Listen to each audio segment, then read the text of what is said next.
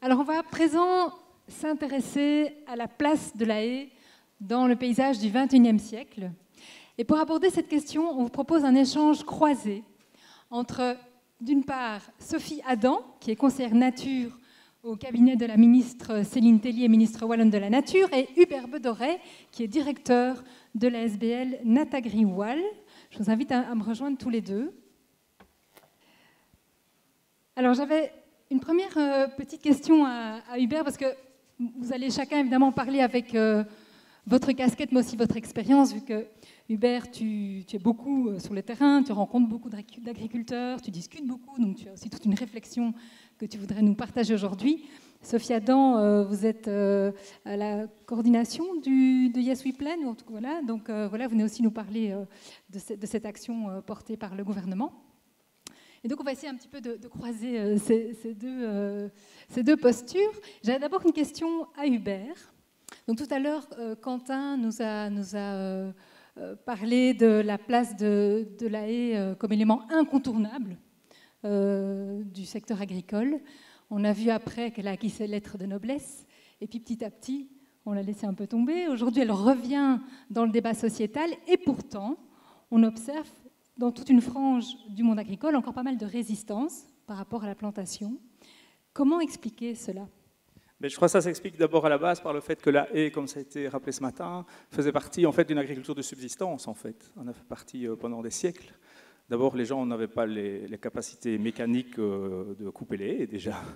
Ils n'avaient pas de pétrole, ils n'avaient pas de tronçonneuse, voilà. Donc, par ailleurs, la haie faisait partie vraiment intégrante de l'activité agricole et de la vie rurale. On l'exploitait pour plein d'usages, comme ça a été rappelé aujourd'hui. Puis est arrivé évidemment dans les années 50, au sortir de la guerre, avec le plan Marshall et l'émergence de la politique agricole commune et donc l'apparition de l'agriculture intensive, avec pour conséquence principale comme évolution du paysage l'agrandissement des parcelles et la mécanisation. Donc ces deux éléments cumulés, évidemment, ont eu pour effet que la haie devenait un élément considéré par rapport aux besoins socio-économiques de l'époque aussi, un élément excluant, c'était plus nécessaire, et surtout qui ne faisait pas partie de ce qu'on appelait l'agriculture moderne. Et donc il y a eu une modernisation de l'agriculture, y compris dans les esprits, qui a aussi pour conséquence, comme je le dis parfois, de ringardiser la haie en fait. De la haie faisait partie de ce qui est l'agriculture du passé, alors que les grandes parcelles, la mécanisation, etc., font partie de l'agriculture de l'avenir, en tout cas du présent et de l'avenir. Et c'est là que quelque part, il y a eu... et ça a colonisé aussi nos imaginaires au sens large, de tous et toutes. Et aujourd'hui, on est encore un peu là-dedans. Donc on voit en fait aujourd'hui une catégorie d'agriculteurs qui se lancent dans les haies, ou qui les redécouvrent, ou qui les maintiennent, enfin voilà, ou qui ne sont jamais vraiment sortis, je dirais, d'un esprit où la haie faisait vraiment partie de leur espace agricole. Et une autre catégorie pour qui la haie reste encore terriblement perçue comme un élément ennuyeux, je dirais, dans le paysage, voire carrément, pour certains, une perception encore rétrograde, en fait, que la haie est un aspect rétrograde de l'agriculture. Et donc, au-delà du frein lié à l'entretien et au travail supplémentaire que ça peut apporter, il y a vraiment ce frein culturel. Oui, la haie, on ne doit jamais oublier, la haie est un objet culturel. Le regard qu'on va porter sur celle-ci va être très différent selon le groupe sociologique auquel on appartient dans la société. Aujourd'hui, on voit bien que les mécaniques de plantation sont portées par une catégorie d'agriculteurs qui sont souvent aussi des agriculteurs qui, par ailleurs, réfléchissent de manière différente aussi leur exploitation. Souvent des exploitations beaucoup plus orientées en circuit court, des choses comme ça, qui sont dans une approche globalement innovative par rapport à la pratique d'autres agriculteurs, d'une part, et d'autre part aussi, le regard qu'on leur va porter dessus va être différent selon d'où on parle. On voit bien qu'il y a une forte demande aujourd'hui des citoyens, de manière générale, pour planter des arbres, parce que l'arbre est pour eux le symbole de la nature, ce qui peut se discuter. Hein. Donc, enfin, en tout cas, pourquoi l'arbre est-il le symbole de la nature? Donc le fait de planter des haies est perçu par ces personnes comme étant un élément extrêmement positif, extrêmement valorisant pour l'environnement, là où l'agriculteur aussi va plus voir aussi cette haie comme étant un facteur qui nécessite du travail, de l'entretien. Voilà, donc la perception est très différente. Et sur cet aspect-là, je voulais vous citer une anecdote qui, moi, m'a toujours frappé et qui remonte à une vingtaine d'années. C'est une célèbre aubépine ici en Wallonie. Certains s'en souviennent peut-être. C'était la plus belle aubépine de Wallonie. Elle se trouvait en plein milieu d'une parcelle agricole. on a estimé que cette aubépine avait 450 ans. Elle était absolument magnifique et un agriculteur l'a coupée. Ça a fait à l'époque un tollé terrible en termes de patrimoine, hein, donc je dirais de perception que c'était vraiment une atteinte majeure au patrimoine végétal, ce qui était le cas. Il y a eu un procès, hein, et lors du procès, l'agriculteur, qui était à l'époque, il y a une vingtaine d'années, un agriculteur relativement âgé, ne comprenait vraiment pas pourquoi on lui faisait un procès en fait. Et c'était vraiment de la véritable incompréhension. Donc, pour ce monsieur, il était totalement dépassé par le fait, alors que, je dirais, majoritairement la société était choquée de l'acte qu'il avait posé, lui ne comprenait pas pourquoi on lui reprochait. Et je pense que c'est un excellent symbole de montrer que selon, je dirais, le groupe auquel on appartient, ou l'histoire qu'on a et la relation qu'on a à l'objet culturel de la haie, on va avoir une relation très différente. Oui, c'est ça, d'où l'importance aussi de mobiliser des agriculteurs plus traditionnels, entre guillemets, qui ont peut-être moins cette sensibilité, parce que comme tu le disais au téléphone, ceux qui sont déjà convaincus, ce n'est pas eux spécialement qui font contagion dans le secteur, puisqu'ils restent un peu marginalisés, de moins en moins. Tandis que si un agriculteur qui a priori était très réticent s'y met, il va y avoir un effet un peu mimétique, qui aura peut-être plus d'impact sur d'autres. C'était ça le défi, tu disais, en tout cas. On observe en tout cas aujourd'hui dans notre travail quotidien, puisqu'on agit dans le cadre de l'action Yes We Plant en appui aux agriculteurs, que la plupart des agriculteurs qui plantent aujourd'hui, je dis bien la plupart, donc il y a des exceptions et je m'en félicite, sont souvent des agriculteurs qui ont déjà des haies, qui ont encore une connaissance de la haie, une pratique de la haie et qui donc étendent ce réseau de haies. Mais c'est souvent très très difficile d'amener à la plantation des agriculteurs qui n'ont, de nouveau je reviens à l'objet culturel, je dirais, mais qui eux-mêmes n'ont plus aucune relation culturelle avec la haie parce qu'elle a disparu depuis parfois très longtemps chez eux. Okay. Alors on a parlé des agriculteurs, on y reviendra bien évidemment avec toi Hubert.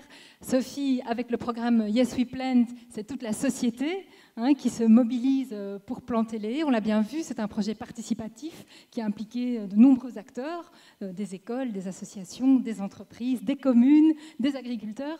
Comment tout ça s'est mis en place concrètement et quels sont les gros résultats qu'on peut tirer aujourd'hui de cette opération ?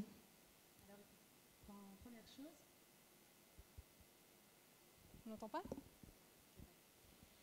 Alors, je pense que la première chose, c'est qu'il ne faut pas oublier qu'avant de s'appeler le programme Yes We Plant, cette plantation massive d'arbres et de haies, c'était une ligne dans l'accord de gouvernement, planter 4000 km de haies et ou 1 million d'arbres. Et à l'époque, c'est peut-être une des lignes qui a fait le plus réagir dans la presse, notamment à la fois des gens qui étaient très contents et à la fois des gens qui disaient « mais est-ce que c'est vraiment une priorité du gouvernement de planter des haies, de planter des arbres ?» Je crois qu'avec ce qu'on a entendu aujourd'hui, si on n'était pas convaincu, on peut l'être. Et il y avait aussi cette idée de, ok, c'est une promesse, mais est-ce que ça va vraiment être mis en œuvre ? Et donc, au final, tout a été fait en œuvre avec l'administration, avec énormément d'associations aussi, pour mettre en œuvre cette promesse. Alors, il y a d'abord eu des constitutions de groupes de travail. Comme tu l'as dit, c'est quelque chose vraiment de multi-acteurs. Et donc, on a eu 14 groupes de travail qui reprenaient aussi bien des associations de protection de l'environnement, des entreprises, des agriculteurs, des autres organismes publics comme la SPGE ou des autres SPOE que le SPE-RNE. Et avec ces 14 groupes de travail, on a mobilisé quasi 200 personnes. Donc là, on voit bien tout de suite l'énorme consultation qui a eu lieu pour vraiment mettre en œuvre les freins, les leviers qu'on pouvait utiliser pour chaque secteur. Sur base de ça, il y a toutes des fiches actions prioritaires qui ont été mises en œuvre et qui ont été adoptées en avril 2021 par le gouvernement. Et donc, c'est vraiment à ce moment-là que le gros de l'action et des différentes choses liées à Yes We Plant ont été mises en œuvre. Alors, il y avait déjà des communications avant, un compteur, mais c'est vraiment là qu'on a essayé de mettre en œuvre un maximum d'actions pour lever tous les freins à la plantation. Alors, parmi ces actions, c'est très varié. Il y a eu des actions liées, par exemple, à la pénurie de plants. Comment faire en sorte d'avoir plus de plants. Il y a eu des actions liées même à des simplifications administratives, la simplification des subventions pour les communes, des actions par rapport à la législation. Donc ça a vraiment couvert un scope de compétences qui est très très large. Beaucoup plus large que la plantation en elle-même. Oui, voilà, l'idée c'était l'aval. Oui, voilà, de travailler aussi bien sur la récolte de graines, la recherche de graines, vous l'avez peut-être vu via l'action inventoriée, notamment avec la WAF et le centre de Michan qui permet à chacun de dire là j'ai vu une belle aubépine qui devrait donner des belles graines et je peux la localiser sur Internet. Ça va être de commander des plants en avance chez Pépinériste Wallon pour avoir vraiment un soutien à la filière, les actions de plantation, et également des actions aussi par rapport à l'entretien, des actions par rapport à la sensibilisation. Donc voilà, c'est vraiment quelque chose de très large. Et alors aujourd'hui, on a des chiffres. On a 1 300 000 arbres plantés ou en passe de l'être et 1400 mètres de haies plantés ou en passe de l'être. Quand on parle d'en passe de l'être, c'est des promesses faites par généralement des acteurs institutionnels ou bien des demandes de subventions qui n'ont pas encore été mises en œuvre. Donc voilà, on est vraiment sur quelque chose de solide. Mais au-delà de ces chiffres, ce que nous, on veut vraiment avoir aussi, c'est une action qui soit pérenne, qui puisse durer dans le temps, avec des actions qui permettent vraiment de faciliter la plantation pour tous et d'inclure un maximum de public. Merci. Alors Hubert, on a parlé évidemment de la nécessité d'amener ce nouveau paradigme, ce nouveau cadre de référence quelque part au sein du monde agricole, mais il y a quand même aussi tout l'enjeu de l'accompagnement des agriculteurs dans ces plantations, ces entretiens, on en a beaucoup parlé aujourd'hui, on voit que ça demande quand même pas mal d'énergie. Cette question de l'accompagnement et de la formation est essentielle.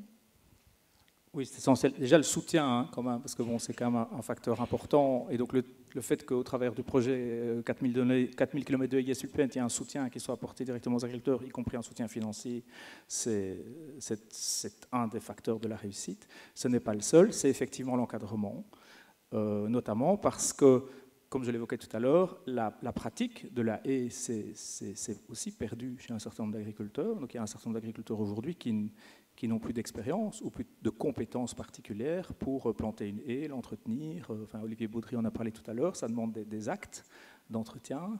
Et donc, c'est important qu'il y ait un encadrement qui soit apporté aux agriculteurs qui veulent planter pour, je dirais, retrouver un peu ce métier, quelque part, qu'ils ont fréquemment, pas toujours, mais qu'ils ont fréquemment perdu. Un accompagnement, et puis comme disait monsieur tout à l'heure aussi, ne pas non plus assommer l'agriculteur de démarches administratives lourdes ou de freins. Il y a des critères de subvention qui sont parfois difficiles à atteindre. C'est tout un système, en fait, finalement, qu'il faut essayer d'alléger aussi. Alors ça, c'est clair. Ça reste toujours un petit peu la complexité de certaines procédures administratives. Je pense en particulier à celle de la politique agricole commune, qui contrôle particulièrement pas mal de choses, les dépenses faites dans ce cadre-là, et où les objets comme la haie, je veux dire, doivent être, entre guillemets, objectivés dans leur définition, et c'est effectivement parfois très compliqué de se retrouver avec voilà, une définition un peu fermée de ce que peut représenter la haie, des différentes situations qu'on peut rencontrer sur le terrain, et de comment les traduire je dirais, dans un texte législatif qui, par définition, est un peu carré et souvent un peu aride, quoi. Je voulais vous poser une question en rebondissant à certains exposés de ce matin. Ce n'était pas préparé, mais ce n'est pas une question piège. Par rapport à ce que disaient ce matin les représentants de Natagora, des CNB, Pierrette, etc. Est-ce que dans ce volet formatif et d'accompagnement, que ce soit la sensibilisation du côté ISUPLENT ou du côté de l'accompagnement des agriculteurs, est-ce que vous avez l'intention d'amener cette réflexion justement sur les différentes typologies, sur les lieux adéquats en fonction de tel écosystème, telle espèce à protéger ou pas, ou est-ce que ça va déjà trop loin? Parce que tout ce qu'ils ont dit là, c'est super intéressant, mais alors sur le terrain, comment on fait finalement pour que tous ces points d'attention soient traduits concrètement dans les plantations en elles-mêmes? Je ne veux pas vous mettre mal à l'aise avec cette question, mais comme on est dans du direct, réagissons. Je dirais sur le terrain, on fait un petit peu avec la personne qu'on a en face de soi. Donc, en fonction de sa motivation, je dirais de son niveau d'intérêt aussi pour les différents aspects. On a certains agriculteurs qui sont motivés, ils disent moi je remettrais bien un petit peu de haies. Pourquoi? Certains, c'est parce que voilà, c'est parce qu'aujourd'hui, ils veulent montrer qu'ils font quelque chose pour l'environnement et donc ils sont intéressés de remettre des haies. Chez certains, ça s'arrête ils disent je vais remettre 200 mètres de haies près de la ferme, comme ça les gens verront que je fais quelque chose pour l'environnement. Donc, et parfois ça s'arrête là. C'est tout à fait louable. C'est tout à fait louable et c'est très très bien. Chez d'autres, ça va s'intégrer effectivement dans quelque chose de beaucoup plus structuré, pouvant aller jusqu'à une réflexion assez approfondie, comme notamment ça a été évoqué voilà, sur la haie fourragère, des choses comme ça. Donc ça, c'est évidemment plutôt l'exception dans l'autre sens, évidemment, les gens qui ont cette capacité d'avoir intégré un peu toutes les problématiques. Et puis plus fréquemment, c'est un peu un mélange des deux. Et c'est clair que la question biodiversité, quand même, est une source de motivation aussi pour une partie des agriculteurs. Le fait qu'ils sont heureux de retrouver dans leurs prairies, puisque c'est quand même souvent des prairies, pas seulement, aussi une vie sauvage. Ça, ils en témoignent. Il y a un retour d'une vie sauvage qu'il n'y avait plus, ou en tout cas au moins. Alors, on a Nata Griwal qui travaille vraiment avec les agriculteurs, également parfois avec les particuliers. Et on l'a dit, Yes We Plant, notre objectif, c'est vraiment d'avoir quelque chose de multi-acteurs. Et donc, dans ce cadre-là, il y a l'engagement presque finalisé de 5 conseillers qui vont venir appuyer en fait tous ces acteurs qui, pour le moment, sont parfois un peu démunis pour des questions vraiment plus pratiques. Comme on disait, planter, mettre un arbre, faire un trou, on sait le faire, mais comment bien planter, où planter. On aura vraiment cet accompagnement qui va être offert à tous les autres publics, les communes, les entreprises, également on soutient si jamais il faut avec Nata Griwal. Donc voilà, on va vraiment avoir des personnes en plus qui vont venir exclusivement sur ce sujet pour tous les publics qui se posent des questions. Tout à l'heure, vous l'avez vaguement mentionné en introduction, un autre frein que vous avez rencontré, c'est la pénurie de plants. Vous avez donc lancé tout un travail collaboratif avec les pépiniéristes. Comment ça s'est passé Comment ça se passe encore aujourd'hui? Alors cette pénurie de plants, déjà il faut savoir qu'elle a lieu en Wallonie, elle a lieu de façon plus générale dans pas mal de pays d'Europe, parce que la replantation c'est quelque chose qui est vraiment en train d'être fait à plusieurs endroits, et donc c'est vraiment quelque chose sur lequel on a été alerté dès le début. Et donc il y a eu tout un panel d'actions qui ont été mis en œuvre. Alors déjà, fortement le soutien aux pépinières wallonnes. Ici, Hubert disait que les agriculteurs parfois n'avaient plus l'habitude d'avoir des haies. Et c'est vrai qu'autant il y a des pépiniéristes très spécialisés, vous avez parlé de Philippe Nivelle, notamment au début du colloque, il y a parfois des pépiniéristes en fait, qui ne faisaient plus que du sapin de Noël. Et donc là, par exemple, on a un accompagnement qui est mis en œuvre avec l'Union ardennaise des pépiniéristes pour vraiment un peu retravailler sur produire du plant de haie, comment est-ce qu'on le produit, quels sont les meilleurs moyens de lever les dormances des graines, parce que voilà, c'est sûr qu'un plant, ça ne se fait pas sur un claquement de doigts. Et donc ça, c'était une première action. Une autre action, ça a été la commande de 1 200 000 plants jusqu'à la saison de plantation 2025-2026 pour permettre de donner gratuitement des plants à des gens qui ont des projets un minimum d'envergure pour éviter de distribuer tous ces plants un à un. Donc monsieur tout à l'heure qui disait que ça n'avait pas repris, par exemple, à partir du moment où il utilisait plus de 500, 800, j'ai un doute, plans, il peut venir remplir le formulaire. Alors cette année, c'est terminé, parce que ça a quand même eu un gros succès. On avait 200 000 plans pour la première année, mais chaque année, ça va continuer. Et l'objectif était vraiment de dire aux pépiniéristes, OK, on lance une action, vous allez changer vos pratiques et investir, et derrière, on vous soutient en fait. On ne va pas vous laisser tomber après 2 ans en disant, finalement, les plans de haies, ça ne marche pas trop, on arrête l'action et voilà. Et donc là, ils ont vraiment une production qui est assurée pour plusieurs années, et donc l'opportunité de pouvoir investir. J'en ai parlé donc à l'action inventoriée pour aider à trouver des graines. Les citoyens aussi ont été mis à contribution avec la récolte de graines de noisettes, des graines d'églantier. Donc voilà, il y a vraiment eu un panel d'actions, et aujourd'hui, on voit qu'on avance et qu'on a de plus en plus de plans et qui arriveront encore plus pour les prochaines années.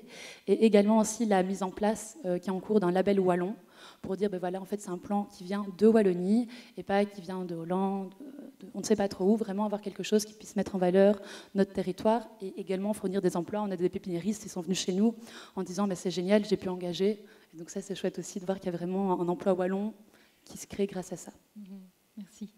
Hubert, encore une petite question.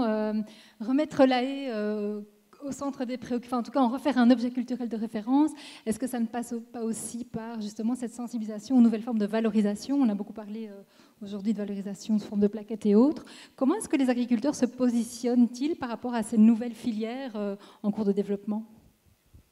Mais je crois que c'est un facteur important de motivation chez certains, et ça peut vraiment le devenir, parce qu'il faut quand même pas perdre de vue que, de manière globale, les agriculteurs sont avant tout des producteurs. Donc lorsqu'on peut démontrer au travers de certains facteurs environnementaux qu'il y a une forme de production qui soit du type de celles qui ont été bien décrites aujourd'hui, c'est un élément de motivation. Néanmoins, voilà, il y a une balance, il y a cette espèce de balance aussi à trouver au niveau de la société, mais aussi au niveau d'une exploitation agricole, entre les différents usages. Ça a été déjà évoqué pas mal pendant la journée, et aussi voir comment est-ce que de manière générale l'entretien peut s'organiser selon les objectifs qu'on s'est fixés sur l'exploitation ou de manière plus générale à l'échelle d'un territoire. Oui, tout ça participe à créer ce nouveau récit autour de la haie, finalement, la haie qui peut... Oui, il y a un nouveau récit qui est en train de se construire. C'est un peu, je reviens à ce que j'évoquais tout à l'heure sur cette question de l'objet culturel. On évoque beaucoup, par exemple, un élément factuel, c'est cette question de l'entretien qui a été évoquée. L'entretien, c'est à la fois une difficulté réelle et objective pour un certain nombre d'agriculteurs, donc il faut pouvoir les aider par rapport à ça, mais c'est aussi un élément de prétexte chez d'autres. C'est l'élément idéal pour dire je ne plante pas de haies parce qu'en fait je dois les entretenir et c'est compliqué. Ce n'est pas compliqué dans toutes les situations. Quel est l'entretien qu'on veut donner à la haie pour quel objectif? Je veux dire, laisser pousser des haies naturelles pendant un certain nombre d'années pour les entretenir tous les 10 ou 15 ans, c'est aussi une réalité. Si par contre l'image que vous avez de la haie est celle d'une petite haie basse, étroite, qu'on doit entretenir et tailler je dirais, de manière géométrique, ben c'est un autre type de haie, c'est une autre relation à la haie, et du coup c'est aussi une toute autre réalité pour l'entretien. Merci. Sophie Adam, une dernière petite question peut-être. Tout au long de cet après-midi, on a parlé à plusieurs reprises de la régénération naturelle aussi comme alternative à la plantation.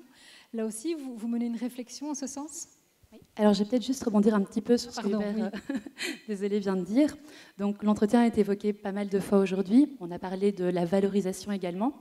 Et c'est quelque chose qui nous est vraiment revenu très régulièrement dans les premiers groupes de travail qu'on a menés auprès des agriculteurs, qui parlaient toujours de ce frein qui était lié à l'entretien, et donc on a décidé d'agir dessus. Et on a lancé un marché avec un appel à projet pour de l'entretien mutualisé suivi d'une valorisation, auquel on a eu quand même pas mal de réponses intéressantes. Et donc on espère bientôt pouvoir sortir ces différents projets. Et donc l'objectif était à la fois d'avoir un entretien qui respecte les saisonnalités. On a parlé par exemple des périodes de nidification. Alors ce n'est pas exclusivement à destination des agriculteurs, mais principalement. Un entretien qui soit intéressant, peut-être pas tous les ans, justement, voir est-ce qu'on peut espacer ces entretiens, quel type de matériel on utilise, vraiment avoir une réflexion par rapport au côté nature de l'entretien. Et également, que faire par rapport à la valorisation? On en a parlé notamment avec les plaquettes, on en a un peu parlé aussi avec tout ce qui était paillage. Et donc voilà, l'objectif de cet appel à projet, ça va vraiment être de faire en sorte que l'entretien de la haie devienne une opportunité et non plus un frein à la plantation. Au-delà de ça, donc tu parlais, oui effectivement, tout le monde, on est plusieurs à avoir parlé de régénération naturelle. Et c'est aussi un sujet sur lequel on a réfléchi. Tout d'abord parce qu'il y avait cette pénurie de plants et on s'est dit ok, est-il possible de planter sans plants? Mais également parce qu'au final, avoir des haies sans devoir faire de la plantation, c'est intéressant aussi, c'est moins de travail, c'est moins d'énergie consommée. Et donc, il y a une étude sur le sujet qui a été lancée en collaboration avec l'UCL pour justement voir quelles étaient les meilleures options pour planter sans plants. Est-ce qu'on laissait faire? Est-ce qu'on mettait des fagots? Est-ce qu'on semait? Est-ce qu'on met des boutures? Enfin voilà, il y a plein de solutions qui peuvent être utilisées. Donc il y a vraiment un travail qui est mené en ce sens par l'UCL pour pouvoir dégager des pistes de solutions et proposer des solutions alternatives aux gens qui voudraient une haie, mais peut-être sans planter, qui ont un peu plus de temps pour la mettre en œuvre. Et donc voilà, c'est également une réflexion qu'on a eue. C'est une piste que vous creusez aussi, Ginette Agriouel, cette question de la régénération, on va faire avec ce qui vient. Alors on est très intéressé par ce travail. Et je vais revenir sur ma question culturelle. Donc effectivement c'est très intéressant et alors il y a une question de temporalité, donc ça prend plus de temps, mais c'est aussi quelque chose qui apparaît beaucoup plus comme une forme de libération de nature sauvage et de manière générale pas mal d'agriculteurs n'aiment pas beaucoup ça. Donc l'acte de planter permet de quelque part de garder la haie dans un espèce d'axe bien structuré. L'idée de dire on laisse pousser et puis on verra bien, en sachant qu'à un moment il y a effectivement une haie qui émergera, c'est quelque chose qui est parfois moins bien perçu, y compris pour des raisons parfois objectives, parce qu'en termes de risque par rapport à aux rongeurs, enfin voilà, bref, il y a certains éléments qui peuvent y contribuer, mais de nouveau il y a une relation à l'acte de planter leur semble souvent pour beaucoup aussi quelque chose qui est positif par rapport, je dirais, à leur vie d'agriculteur, dont c'est le métier, c'est de planter. Et donc planter une haie, c'est planter. Laisser un espace comme ça, on laisse pousser et puis on verra bien, c'est souvent un peu plus difficile, mais certains y sont ouverts, bien sûr. Bien, merci à vous deux. Je pense qu'on peut clôturer ici ce petit regard croisé sur la place de la haie dans le paysage du XXIe siècle. Merci à tous les deux. Je vous invite à reprendre vos places et on va passer à la séance suivante.